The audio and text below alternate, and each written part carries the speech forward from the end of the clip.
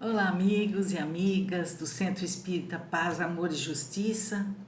Vamos dar sequência à nossa proposta de trabalho, que em cada um desses nossos encontros nós pudéssemos trazer uma lição na sequência do livro Pão Nosso, que o Espírito Emmanuel, através da psicografia de Chico Xavier, nos traz oportunidades de reflexão sobre muitos assuntos importantes que nos fazem pensar, que nos fazem refletir.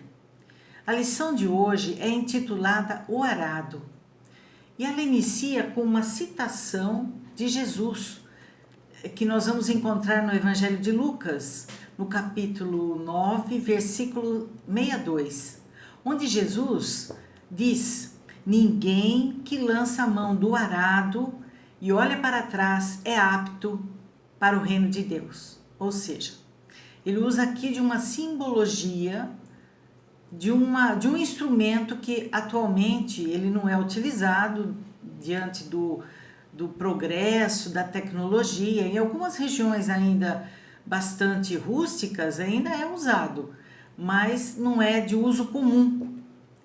E o Espírito Emmanuel, ele traz a interpretação desta mensagem de Jesus, permitindo então a nossa reflexão sobre a essência do ensinamento, para que o que é mais importante, para que a gente possa aplicar no nosso dia a dia.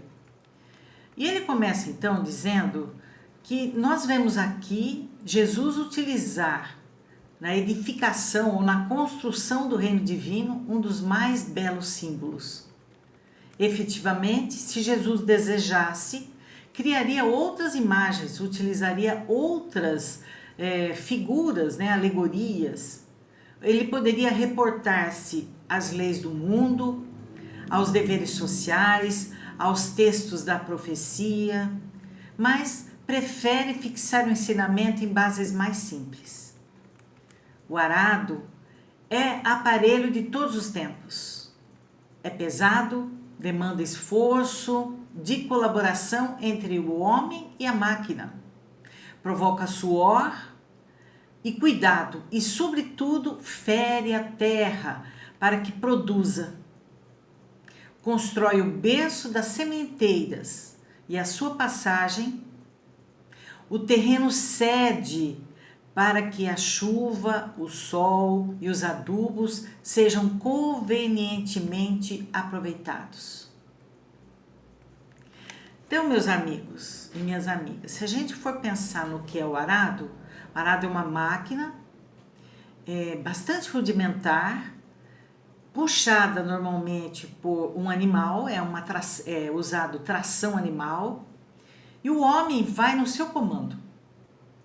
Só que o homem, ele tem que realmente estar posicionado, observando a sua frente, porque ele vai formando sulcos, é como se fosse um caminho, um trilho, aprofundando-se na terra, para que haja, como diz a própria lição, para que a chuva penetre, para que os adubos sejam aproveitados. Ele lança ali a semente.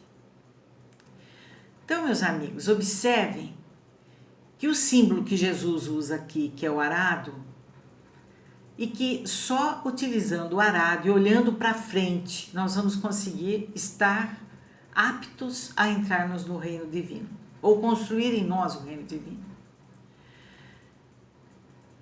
E o que nós temos que pensar aqui?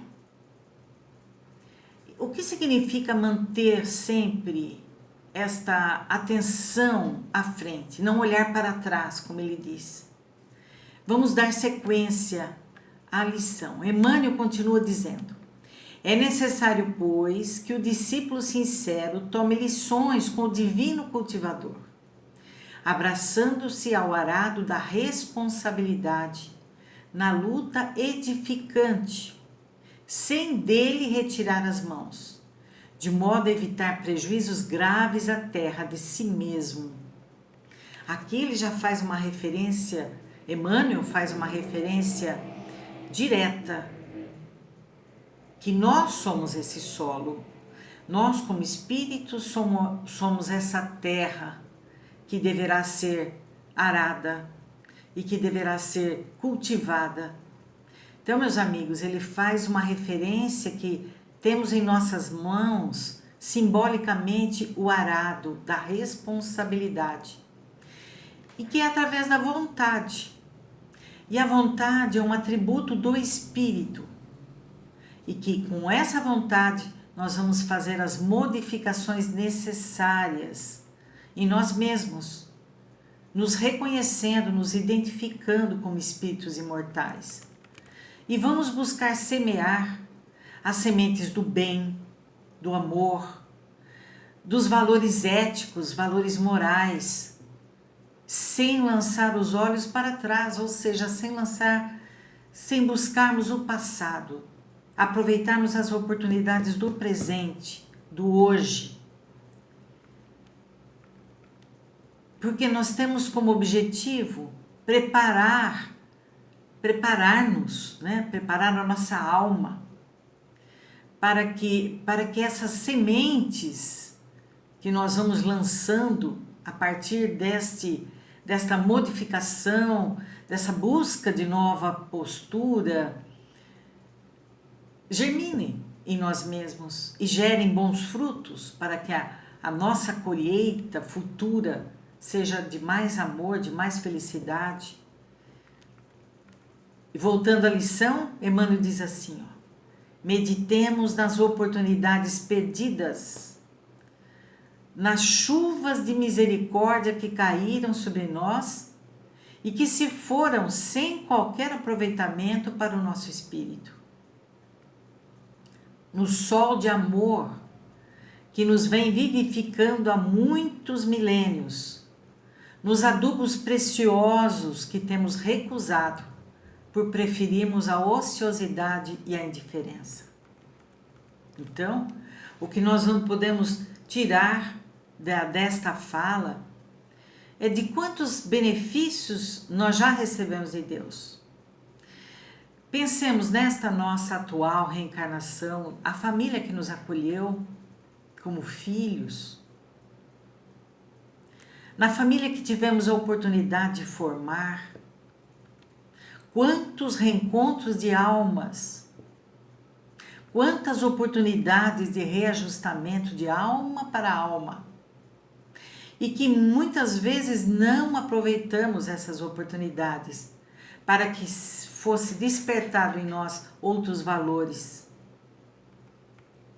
Ele fala também da preguiça, da busca da ociosidade, onde perdemos o foco da nossa existência e agimos no automatismo, onde repetimos os velhos hábitos sem procurarmos um objetivo, um significado para a nossa existência, alimentando muitas vezes a indiferença em relação à importância do aproveitamento do tempo, da encarnação. Jesus mesmo nos ensinou, aproxime-se dele, enquanto estiver a caminho com ele, buscarmos a modificação nos nossos relacionamentos.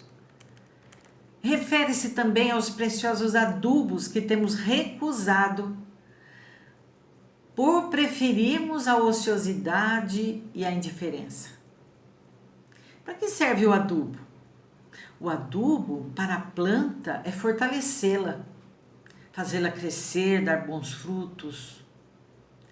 E como esse adubo chega até nós? Muitas vezes chega na forma de desafios para a nossa paciência, para a nossa resignação, fortalecendo em nós os valores da alma. E Emmanuel continua dizendo, examinemos tudo isso e reflitamos no símbolo de Jesus, no símbolo que Jesus nos trouxe. Um arado promete serviço, disciplina, aflição e cansaço.